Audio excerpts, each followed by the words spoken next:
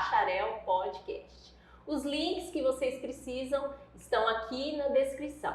E para quem gosta de me acompanhar nas plataformas de áudio, eu estou aí com uma meta para conseguir novos ouvintes para o Spotify. Então, acesse o link aqui embaixo e me ajuda aí. Conto com vocês. Minha convidada de hoje é minha amiga, que já está aqui do meu lado, a psicóloga Vanessa Magela. Prazer, Vanessa. Prazer. Te receber aqui de novo, viu? E a gente vai falar sobre o assunto TDAH. É isso? TDAH. TDAH, que é um Isso. transtorno de déficit de atenção E e hiperatividade. hiperatividade. Muito bem, Vanessa. Muito legal você estar aqui de novo para a gente dar continuidade a esses assuntos sobre comportamento, né? Já que eu agradeço o convite, primeiro. Esse assunto aí é um assunto assim, bem polêmico, né? E a gente discute muito socialmente mesmo, né? Principalmente quem convive aí com pessoas de escola, convive com os pais, crianças. Esse é um assunto que de vez em quando aparece aí para ser comentado, né? Bem polêmico mesmo. Se a gente digita lá no Google, nossa, aparece aquela, né? Aquela lista, você vê que a procura pelo assunto é muita, né? É grande.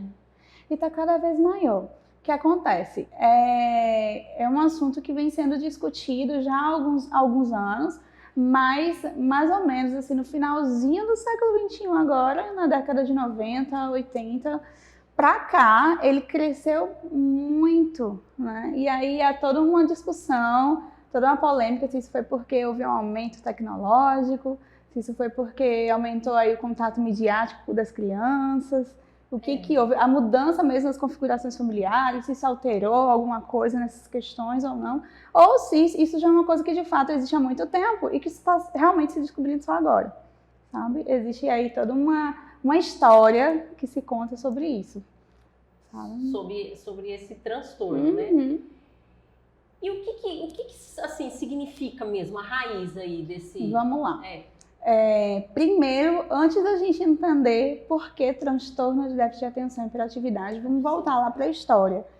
Lá mais ou menos pelo finalzinho do século XIX, a gente começa a ter os primeiros relatos na história da humanidade sobre crianças que se desajustam nas escolas, crianças que são inquietas, crianças que são inoportunas, né, não são disciplinadas.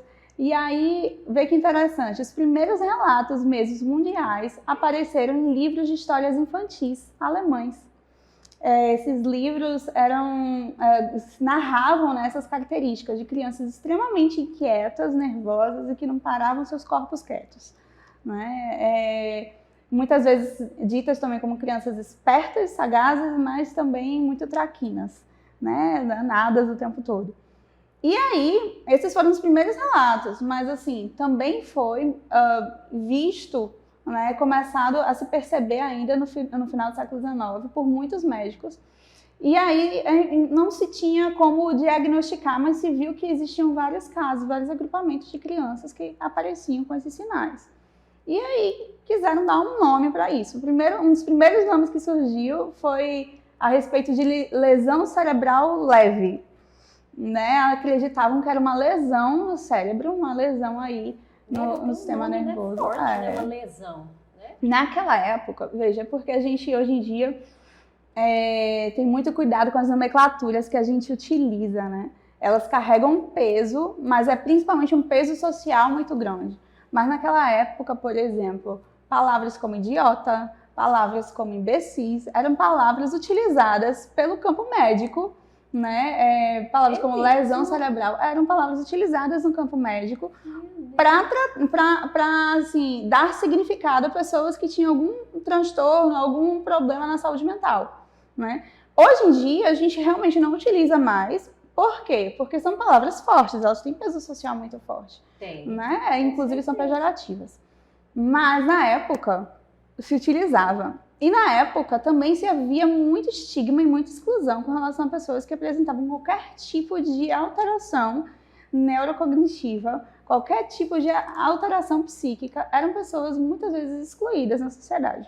Então, assim, isso faz parte da nossa história, da história do mundo, da história aí, da saúde, do campo da saúde. Isso existiu assim, de uma forma muito forte E já tinha essa coisa da exclusão, assim, né? Com certeza. Se notava ali a pessoa um pouco diferente dos demais. Isso, a gente tinha, para tu ter ideia, a gente fala, por exemplo, de campos de concentração, né? A gente já se remete ao tempo nazista. Mas tu acredita que aqui no Brasil também teve não foi exatamente um campo de concentração, mas foi um local em que eram enviadas pessoas que tinham qualquer tipo de doença mental. Então, elas eram levadas para um determinado campo e ali eram soltas e relegadas à própria sorte. Né? Tipo os antigos não eram hospitais, mas eram tipo casas, né? Assim, grandes, isso, com jardim. E aquelas pessoas ficavam ali. Existiu isso mesmo, né? O que eu tô falando é mais de um fenômeno que aconteceu em que, inclusive, muitas pessoas foram mortas e por maus tratos mesmo, né? Pessoas que não eram aceitas pela sociedade. Então, pessoas lésbicas, pessoas homossexuais, pessoas com esquizofrenia, que na época não tinha exatamente esse diagnóstico, pessoas que se diziam bruxas, pessoas que todo tipo de pessoa, negros, todo tipo de pessoa que não era aceita na sociedade era relegada para esses lugares. Muitas vezes eram lugares que ficavam no interior, lugares longe do meio social. E ali eram realmente assim dadas à própria sorte, né?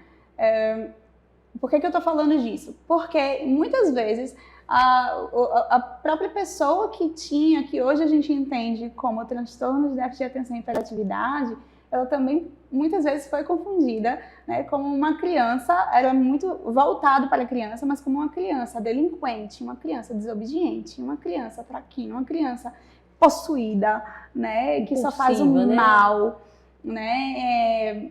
Assim como muitas vezes os pais também eram estigmatizados como pais, eram e né? Como pais que não dão educação, pais que são muito libertinos e não conseguem dar disciplina aos seus filhos. Vê, esse assunto é um assunto tão sério, porque, como eu estou dizendo, isso remonta de tempos bem antigos, já mais de século atrás. No entanto, alguns desses estigmas, eles ainda perduram por hoje, né? E apesar de a gente não ter uma visão científica igual da época, socialmente a gente tem muito que avançar ainda nesse aspecto. Ainda está com o pensamento lá atrás, né? Exatamente. Então, falando, o primeiro nome, um dos primeiros nomes foram esse, lesão mínima cerebral, porque se acreditava que no cérebro existia algum tipo de lesão, algum tipo de machucado que aconteceu, mas que era mínimo, porque não se conseguia ver nem nos exames que se fazia, nem nas autópsias que se faziam, não achavam nada. Depois mudou para disfunção cerebral mínima, e aí foi mudando assim, por diversas vezes os nomes. À medida que a ciência ela foi se transformando e foi se estudando mais sobre o que poderia ser isso, foi mudando também as nomenclaturas que se davam, até chegar no que a gente tem hoje, né, o DSM-4, a partir do DSM-4, eu acredito, do DSM-5, que é um livro que tem diagnósticos de doenças mentais, de doenças psiquiátricas, né? Eu acho que a partir da edição 4 dele, a gente já tem um nome, transtorno de déficit de atenção e hiperatividade. Aí ficou definido esse. Definido.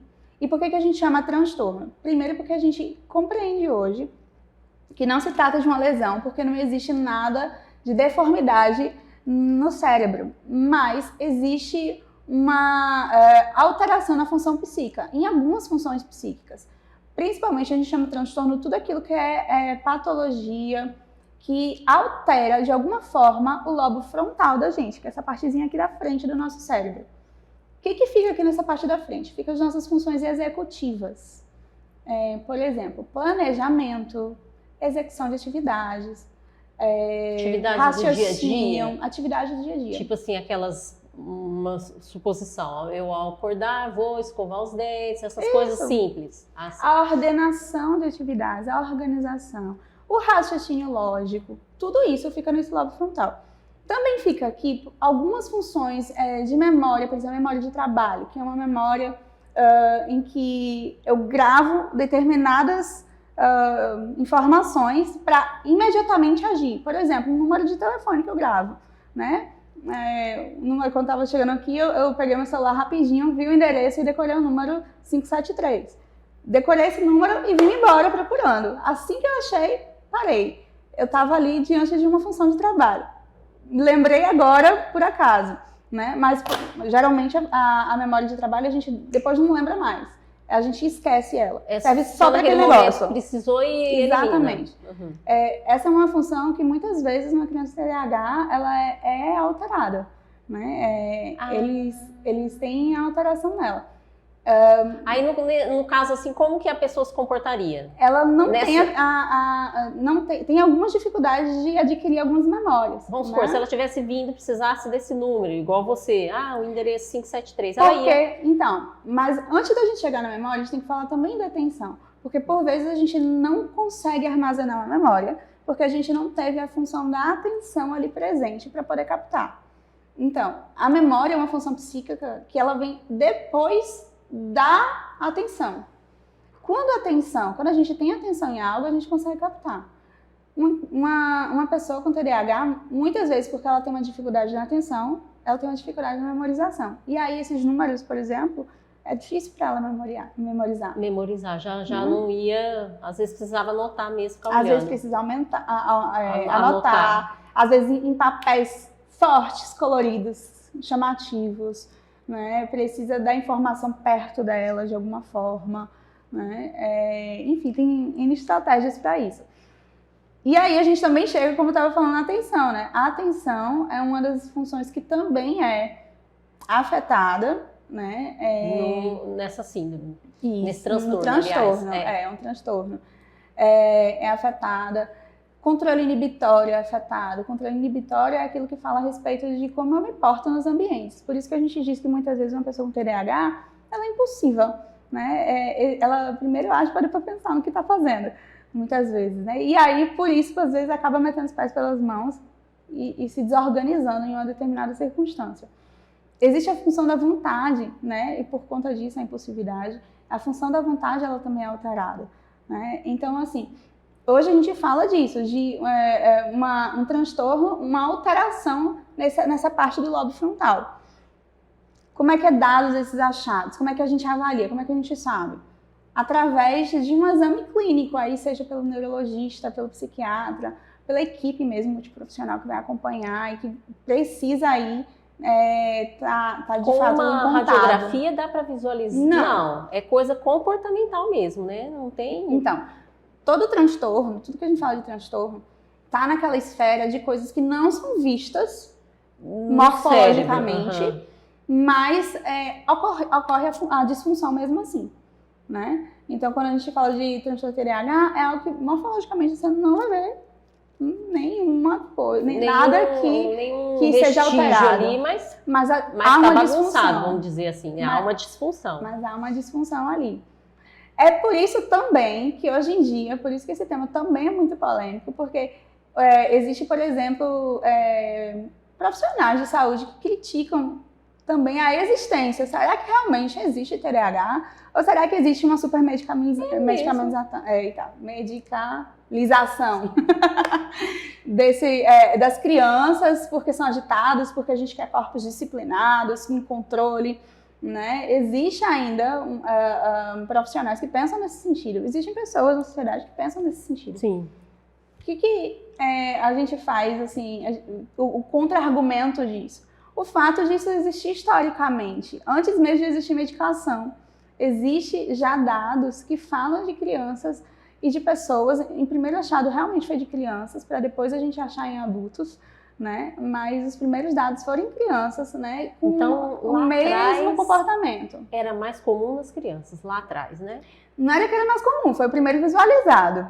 Visualizou atenção, né? Isso, visualizou primeiro nas crianças, para depois perceber que não existe só na criança, existe no adolescente, no adulto, no idoso, né? É algo que acompanha aí a pessoa que tem. Né? O que é interessante a gente pensar sobre isso?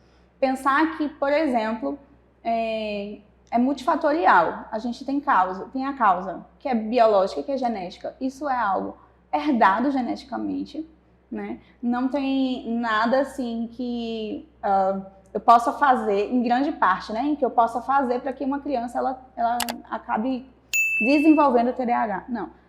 Assim, se a gente for pensar na maioria dos casos, o fator ambiental realmente é mínimo, a maior parte é genética, né? Olha. Existem traços genéticos, que geralmente uma criança que tem TDAH, existe outra pessoa na família que provavelmente tem, ou foi subdiagnosticado, né? Ou se sabe, ou é de um grau mais leve, mas geralmente tem.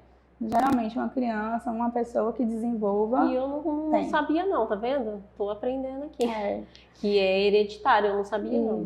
Existe também um fator que é ambiental. Geralmente tem pesquisas que apontam que, por exemplo, gestantes que fumaram muito, utilizaram álcool, drogas, elas podem fazer com que, isso é um fator ambiental, né? Fazer com que o bebê ele possa ter algum tipo de disfunção no lobo frontal. Mas isso, assim, algumas pesquisas apontam isso, né?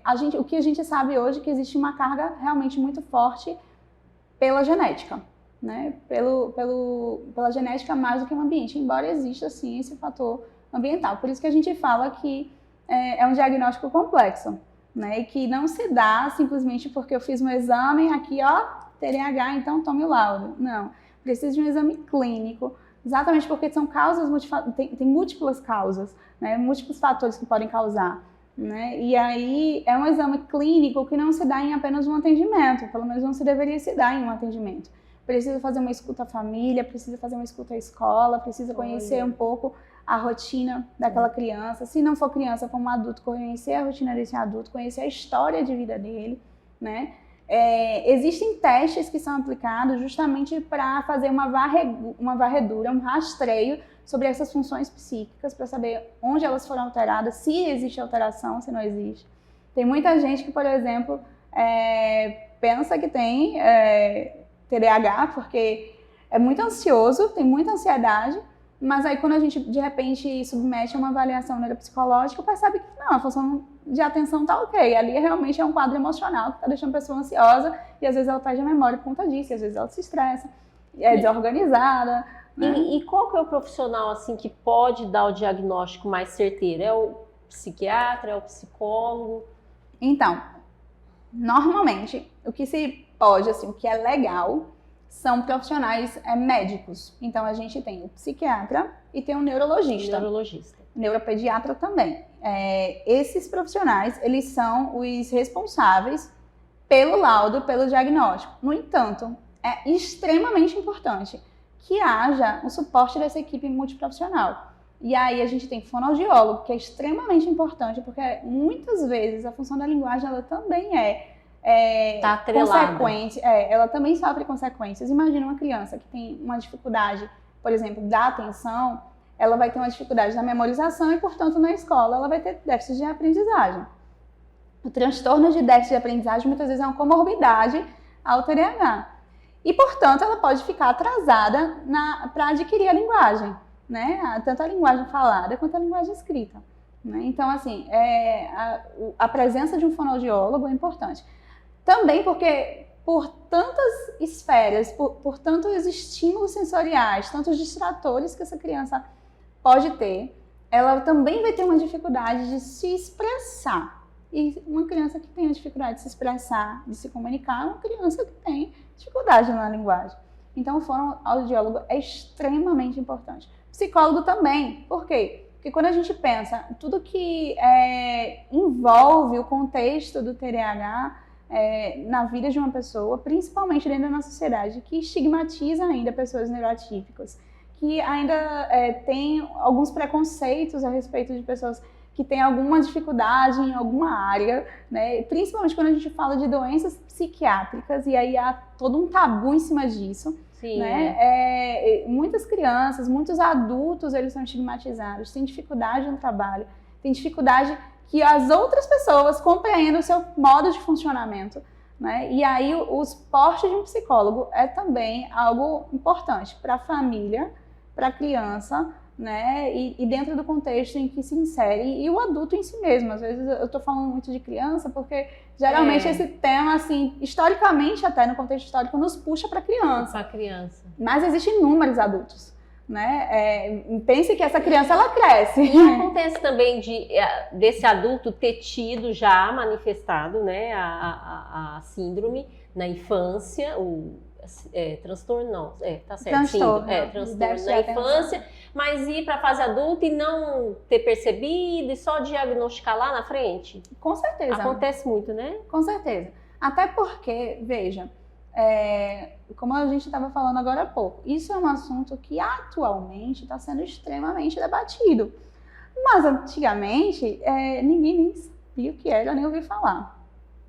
Para você ter ideia, os primeiros relatos aqui no Brasil sobre o TDAH chegam na década de 50, que foi um dia desse, né?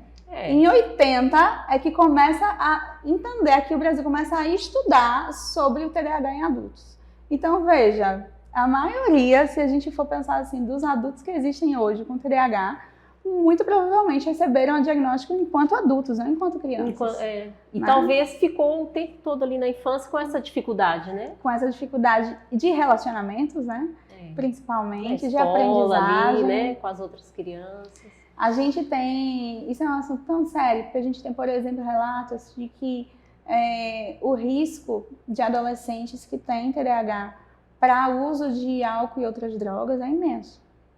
Olha. Por quê? Porque são por todo um contexto de vida, por não ser compreendido, por muitas vezes ser taxado como alguém incompetente, alguém que é traquina, muitas vezes expulso de escolas, muitas vezes recebe tantas repreensões dentro da sua casa porque não consegue se comportar, acaba desenvolvendo uma baixa autoestima e tem como subterfúgio o uso de álcool e outras drogas que possam existir aí. Né? Então, é uma propensão, é um risco que existe. E isso a gente tem por quê? Justamente em decorrência de preconceitos sociais, né? De ignorância social, de como se tratar, de como se cuidar de pessoas que são diferentes do comum, né? A gente, toda vez que a gente vai falar de alguma patologia que a gente chama de transtorno, que é um transtorno, a gente faz uma diferença daquele que é neurotípico, tipo aquele que não tem, e o neuroatípico, ou seja, é alguém que neurologicamente ele é atípico, ele não funciona de uma forma padronizada como a maioria das pessoas funciona. Isso não significa que é uma pessoa que está incompetente, uma pessoa incapacitada. Não, significa que ela funciona de uma forma diferente, né? Por exemplo, a pessoa com TEA, ela funciona de uma forma diferente. Uma pessoa com TDAH funciona de uma forma diferente. O diferente, mais uma vez aí, não compreendido, né? Exatamente. É exatamente isso. O diferente que não é compreendido e é rejeitado. E é rejeitado. Né? E aí começa a ter toda essa problemática, né? Que às vezes os pais julgam como rebelde, né? E aí é onde vai desencadeando várias coisas, né? Isso mesmo. A gente tem esses relatos, né? É interessante a gente pensar que a gente se focou muito em infância, mas de fato adultos, eles tem muito adulto subnotificado, né? Que tem todas as características do TDAH. Lembrando que o TDAH, como é que a gente pode pensar assim nesse diagnóstico? Então, eu ia te perguntar, tem algum comportamento característico? Isso. Tem a gente fala assim, de 3 grandes braços que sustentam o diagnóstico, as principais características, né, de uma pessoa que tem a TDAH. Primeiro, a desatenção mesmo, né? Segundo, a hiperatividade e a impulsividade. Agora, a gente diz que, por exemplo, não precisa ter os 3 para a gente fechar um diagnóstico, né? Uma pessoa pode ter a desatenção e não ter a hiperatividade nem a impulsividade, mas ela tem uma atenção seletiva péssima, assim, é extremamente desatenta. Ela é como se fosse o mundo da lua. Por ela ser, vamos supor, só desatenta, já tem que classificar ou não? Isso.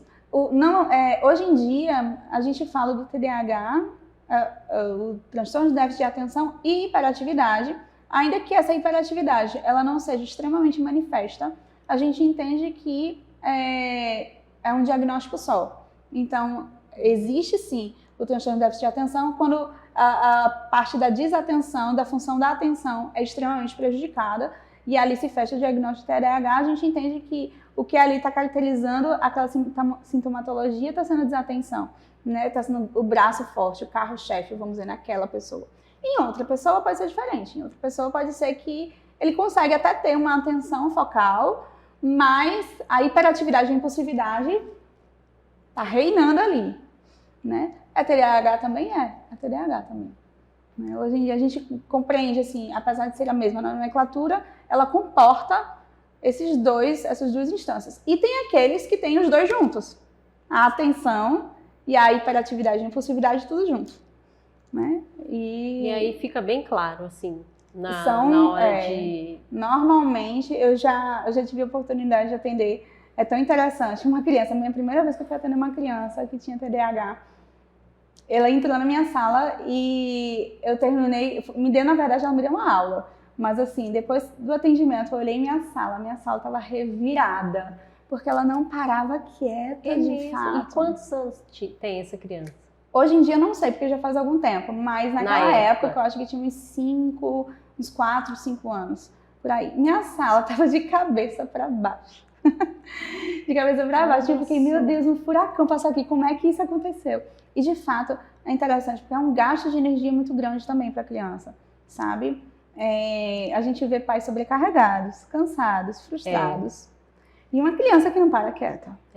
Né? Existe o que a gente chama de hipercinese, assim, todo o movimento do corpo é o tempo todo o corpo se movimentando, ainda que você diga assim, olha, fulaninho, vem cá, para aqui, um minutinho, olha pra mim, ele até com muito esforço até para, mas fica mexendo o corpo, né? Eu me lembro que nesse caso foi exatamente assim. Nesse caso que eu atendi, ele tinha os três, ele tinha a desatenção, ele tinha hiperatividade e tinha impulsividade.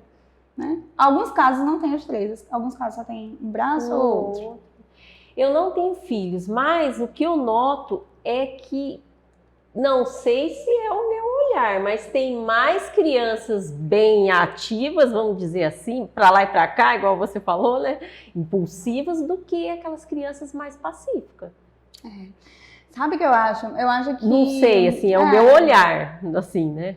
Eu não sei te dizer, mas eu sei te dizer que, por exemplo, aqui no Brasil, epidemiologicamente, a gente tem uma ideia de que 5% da população infantil, ela tem propensão ou desenvolve aí o TDAH.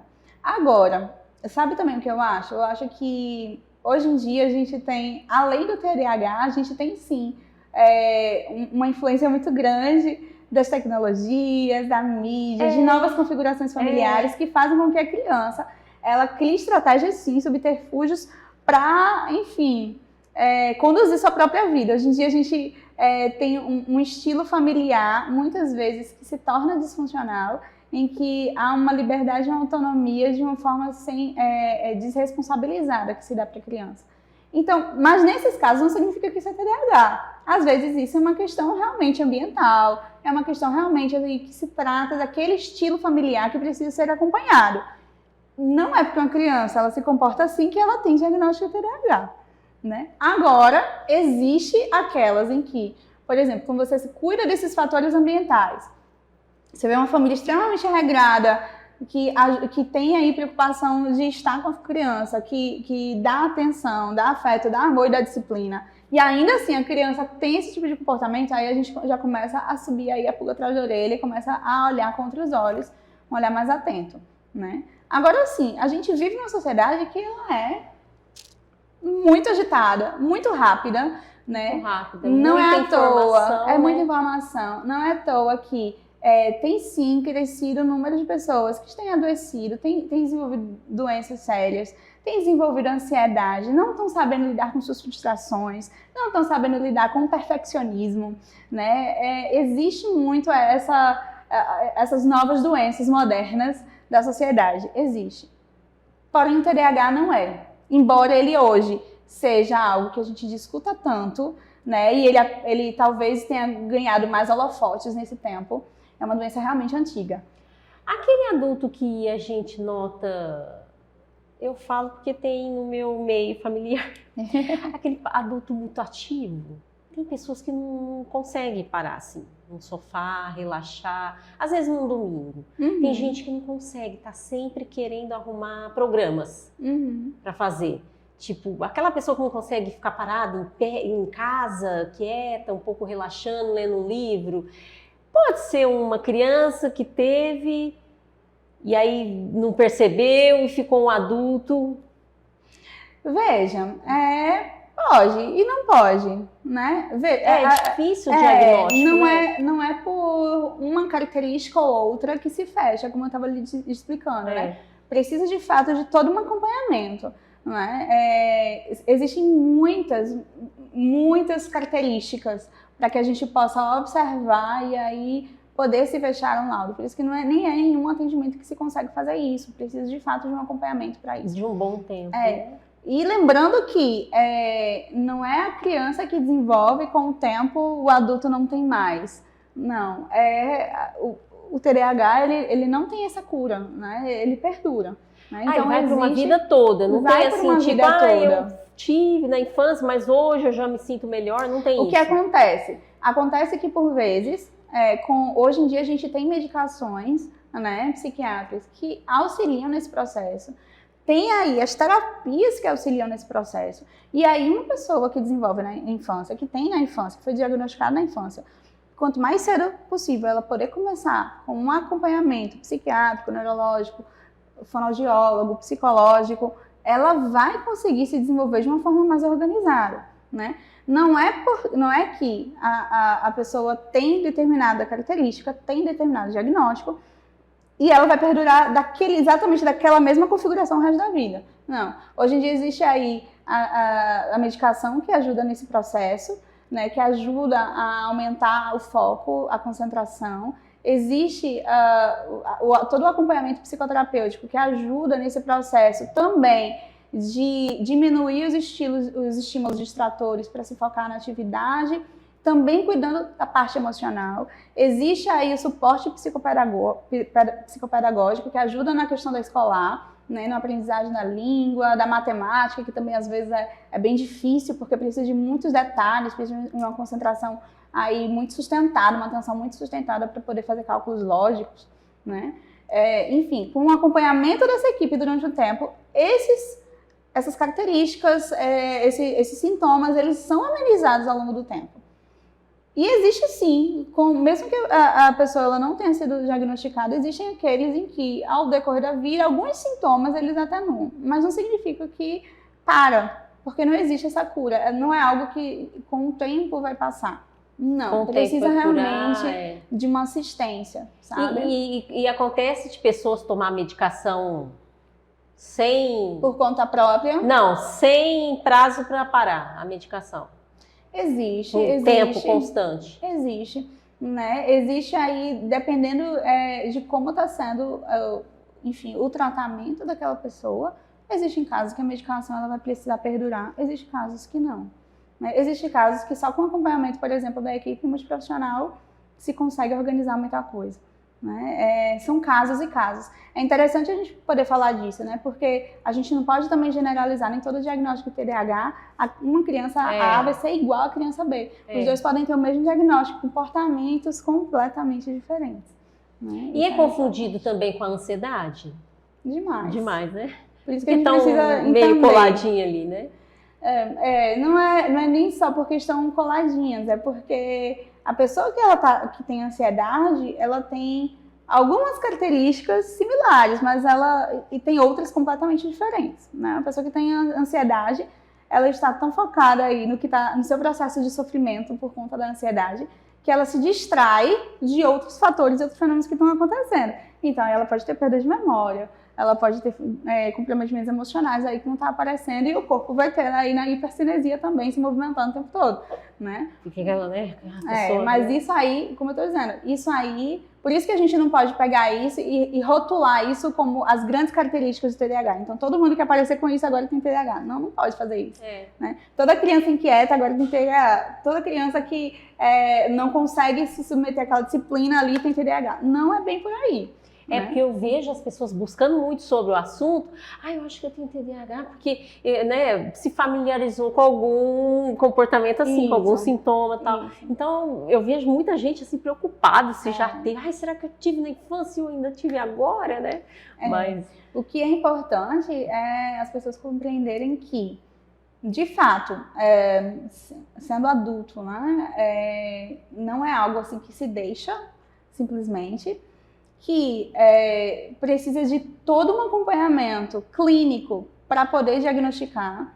Não é porque eu percebo em mim uma outra característica, mas que se eu me percebo extremamente desatento, por mais que eu me motive a estar atento, se eu me percebo com déficits nessa memória, com déficits na minha atenção, se eu me percebo com uma dificuldade incrível de organização, de compreensão de algumas informações que são me dadas, de alguns comandos, por que não procurar uma ajuda de um profissional? Né? É importante a gente pensar nisso.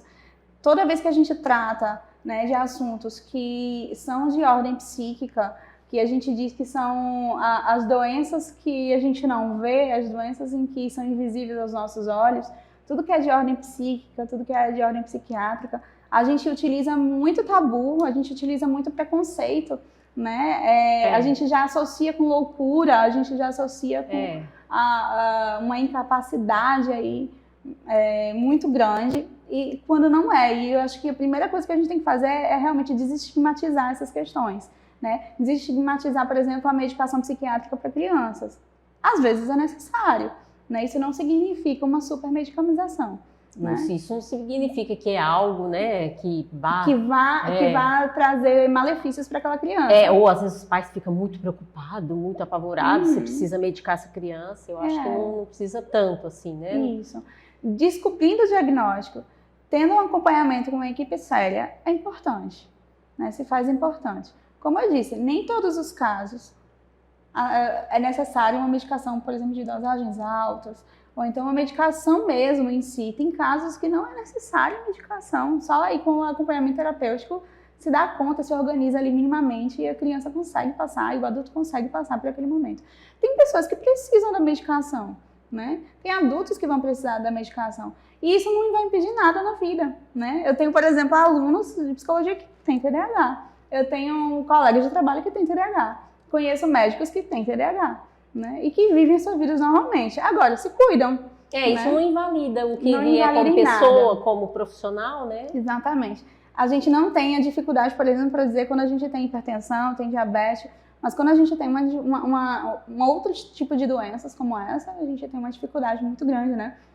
Para manifestar e para procurar ajuda, né? E eu acho que é isso que, por vezes, acaba dificultando todo o processo, sabe? Essa busca por ajuda precoce. Muito bom. E em que momento você acha que a gente pode buscar assim ajuda? Qualquer pessoa. Em qualquer momento que perceber. Mas assim, alguma questão. Qual é aquele momento, né? Um comportamento que eu posso falar, opa, acho que tem algo errado. Você percebendo, por exemplo, como eu estava falando, a desorganização que se passa. Esse comportamento que eu te falei da pessoa não conseguir ficar quieta num momento ali de descanso, tá sempre lotando a agenda. É mais de um perfil de personalidade ou pode ser? Geralmente está mais associado à ansiedade. Ansiedade? Questões assim, né? Uma pessoa dessa e que... Não é TDAH. Normalmente, quando a gente fala assim de um acúmulo de atividades, né? Isso pode estar associado à ansiedade. Agora, existe sim, dentro do TDAH, uma das características sim ter atividades em que, por exemplo, começa e não consegue terminar, tem uma desorganização muito grande, né? Não consegue pensar nesses tempos de começo, meio e fim das atividades, né? Vai programar um senso de uma resposta, e aí tem uma dificuldade extremamente prolixo e desorganizada nas suas informações. Isso são dificuldades que acometem, justamente porque as funções executivas, elas estão aí com algumas dificuldades, alguns déficits, e aí precisam, né? E aí, são características, essas são características.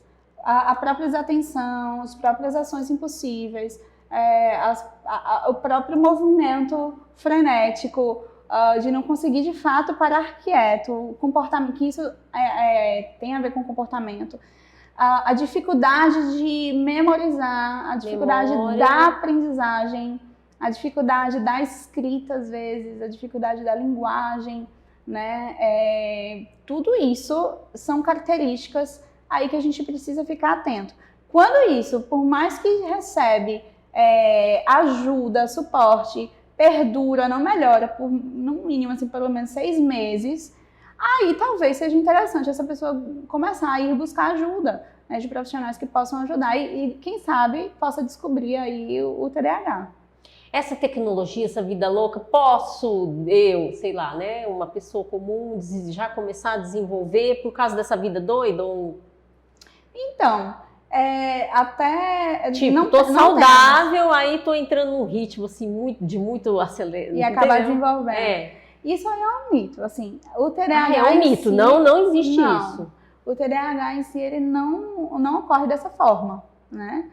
Como eu te disse, ele em grande parte é uma questão genética, né? Não é uma questão hereditária que se dá assim porque você entrou nessa vida frenética. Agora, você vai desenvolver outras doenças. Ainda mais se a pessoa não está muito acostumada e entra no ritmo. Você pode desenvolver outras doenças. Ansiedade, principalmente doenças emocionais, aí pesadas. A depressão, o transtorno de ansiedade, o transtorno do pânico, e aí por vai. O próprio transtorno de ansiedade, ele em si já é algo muito grande, né? Que uma pessoa pode desenvolver como comorbidade, assim, enfim, ter depressão por causa dessa vida frenética, não tenho tempo para si, não tenho tempo de descanso.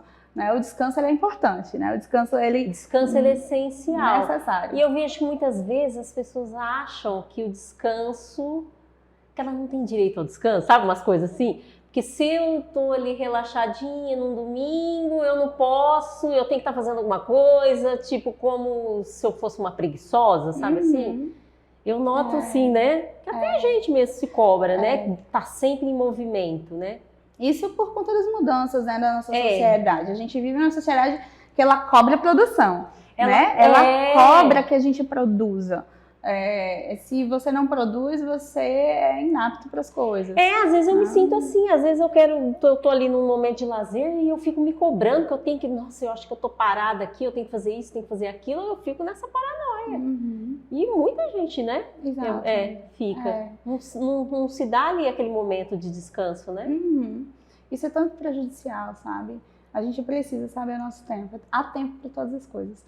Há tempo para a gente trabalhar e há tempo para a gente descansar. E se a gente não sabe descansar no tempo devido, a gente não vai conseguir render no nosso trabalho.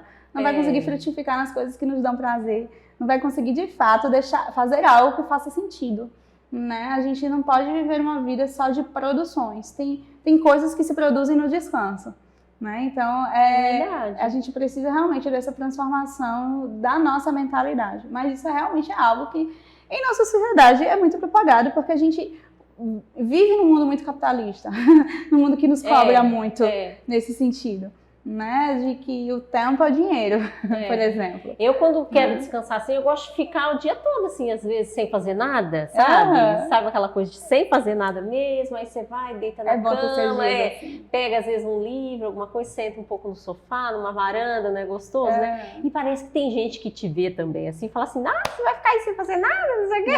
Não tem umas coisas assim? Tem. É muita cobrança, né? É verdade. E assim, qual o sintoma ou o comportamento relacionado à criança que os pais devem já prestar atenção para perceber, para poder, né, levar essa criança? Qual que você acha aí que você orienta? Pronto. Enfim, quando a gente tem essa oportunidade de avaliar essa criança, como é que ela está sendo, por exemplo, na escola?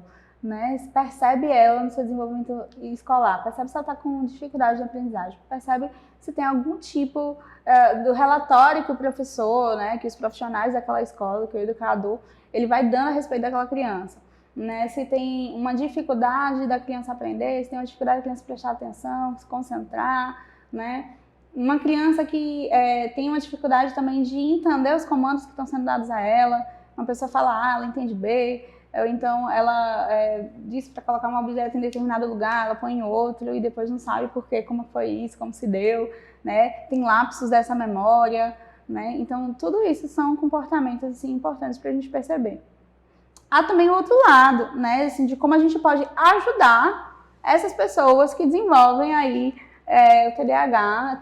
Tem formas que a gente, ao se relacionar com elas, pode fazer para que possa ajudá-las e também nos ajudar nesse relacionamento com elas, né? Simplesmente ajudá-las, mas também nos ajudar a nos relacionar com elas, né? É verdade. Então, existe aí formas, por exemplo, numa criança, se eu percebo uma criança que está extremamente agitada, não tem horário para dormir, tem insônia, tem essa questão da desorganização, o que eu posso começar fazendo para poder ajudá-la a criar uma rotina, né? Uma rotina que seja clara e que eu consiga cumprir junto com ela.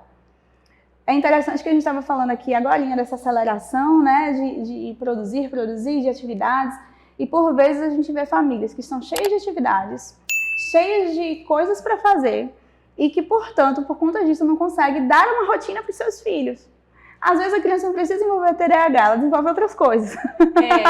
Outros estilos disfuncionais de comportamento. Porque tem pais que também topam as crianças de atividade, né? E às vezes, assim, realmente elas desenvolvem outros estilos disfuncionais no comportamento, porque não tem simplesmente uma coisa tão básica que é a rotina. A gente precisa da rotina, o ser humano precisa da rotina. E o que é essa rotina? É repetir as coisas todo dia? Não, mas a gente saber exatamente as horas das nossas atividades. Tem hora para acordar, tem hora para dormir, tem hora para tomar café, tem hora para tomar banho, tem hora para brincar, tem hora de atividade escolar, tem hora de atividade extra escolar, né? Precisa ter a disciplina dos horários, eles precisam acontecer. É estressante para uma criança, por exemplo, ter a cada dia de semana algo que não é controlável e que o tempo todo fica mudando. Imagina o teu dia controlado por uma outra pessoa e todo dia tu vai viver uma coisa extremamente nova, diferente, que você não consegue dar conta de nada. Você pega informações pela metade de tudo e é tudo muito rápido. Porque a vida é rápida e corrida. Porque a gente sempre está atrasado para chegar nos compromissos. É verdade. Né? Então, assim, isso é estressante para a criança. Uma criança que já tem uma possibilidade de ter TDAH e vive numa rotina assim, vai ser um desastre para ela. Ela vai sofrer muito. Então, a gente ajudando, por exemplo, nessa organização de rotina já faz muita coisa. E uma rotina que a criança também possa ter o controle dela, né? Por exemplo, eu montei lá uma tabelinha com os dias da semana e com as atividades durante o dia. E eu boto figuras para ajudar, cores, para ajudar aquela criança a entender como vai ser o dia dela. Entender os horários e as coisas que ela tem para fazer durante aquele dia. Né? Utilizar, por exemplo, a questão da criança visualizar as atividades que ela consegue realizar, as que ela não consegue realizar, onde ela está precisando de ajuda ali do adulto. Né? Ajudar nesse quesito dos estímulos. Por exemplo, tem pais que tá na hora de brincar da criança, chega o momento do brincar da criança. Pega uma tuia de brinquedos, uma caixa de brinquedos, joga ali, deixa a criança no meio de um bocado de brinquedo e vai assistir TV ou vai ficar no celular. A maioria, sim. Isso é muito ruim. Né? Porque ele não estava ali interagindo com o filho, né? Ele deu aquela caixa ali e jogou ali. Os brinquedos, eles nunca substituem o afeto, né? Mas não é só por conta disso, não. Existe a questão do próprio afeto, existe a questão da interação, né? E existe a questão do próprio estímulo distrator. Se eu tenho muitos brinquedos espalhados na frente daquela criança, a criança não vai conseguir brincar com um brinquedo todinho, terminar, guardar aquele brinquedo para depois pegar outro e brincar. Ela não vai fazer nunca isso. A criança não né? faz isso. Ela vai ficar extremamente excitada por tantas informações, por tantas cores, por tantos barulhos que aparecem lá, por tantas possibilidades de diversão e não vai conseguir terminar suas atividades. Isso por si só já prejudica a atenção focal dela. Então, se isso acontece com uma criança neurotípica, que não tem TDAH, quanto mais uma criança com TDAH. Ele vai ficar uma loucura ali.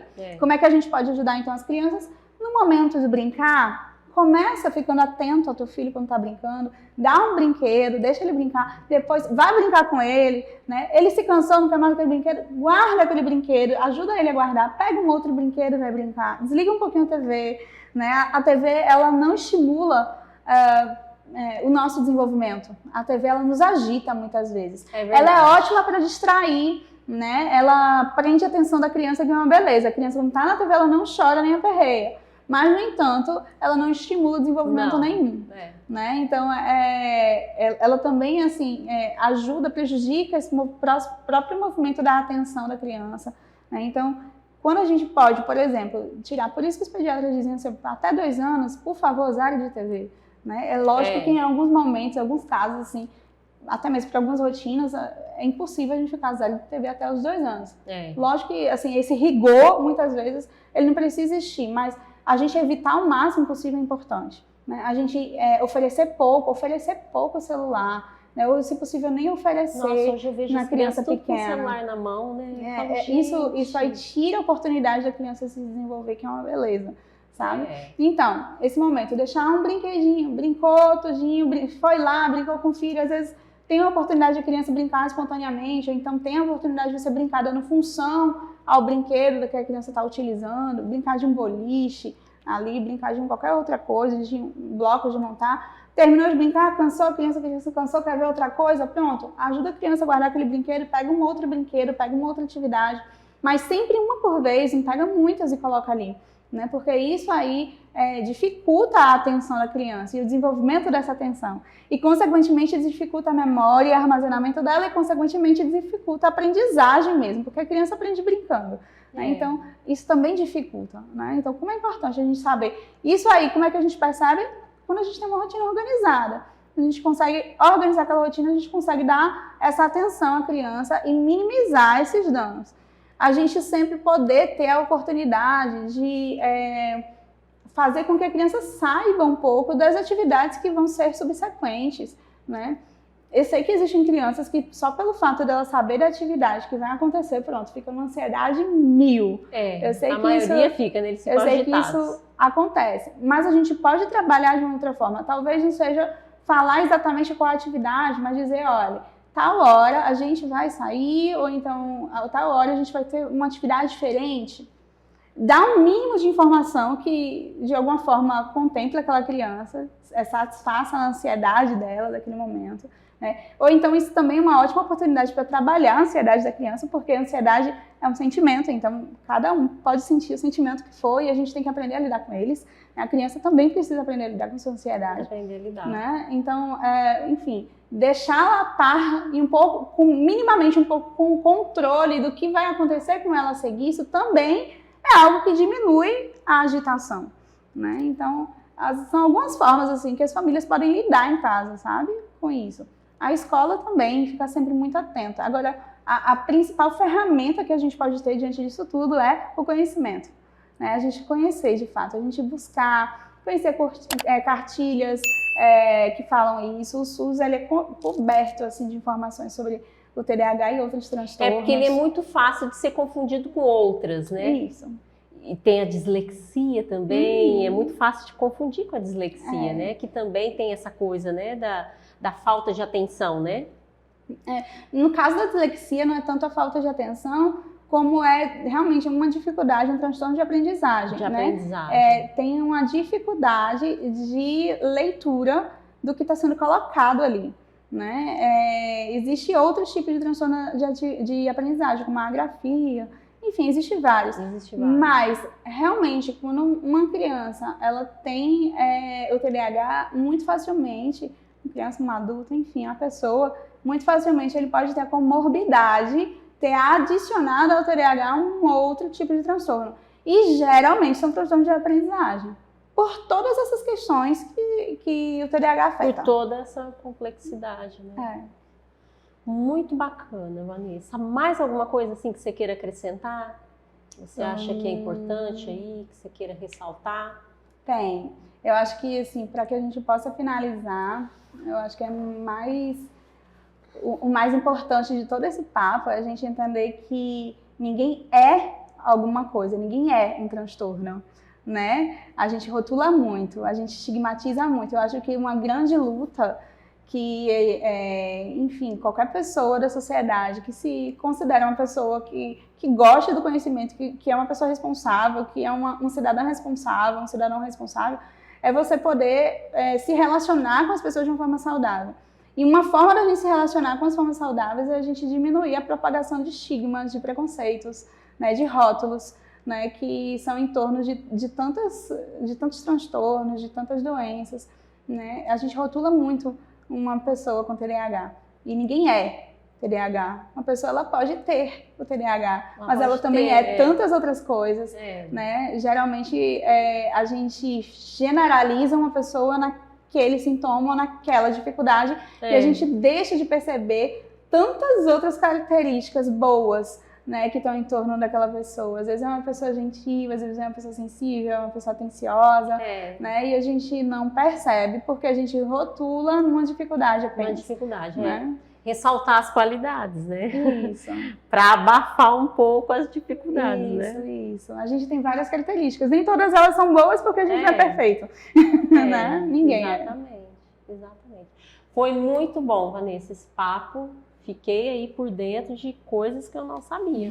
Eu sempre aprendo aqui nos podcasts com os meus convidados. Aí eu quero te agradecer mais uma vez. Obrigada também pelo convite. Foi e ótimo. A gente vai dar sequência aí nos outros assuntos, nas outras gravações. Combinado. Tá bom? Muito obrigada. De nada. Gente, eu vou ficando por aqui. Espero que vocês tenham gostado desse assunto importante. E a gente se vê no próximo episódio. Tchau!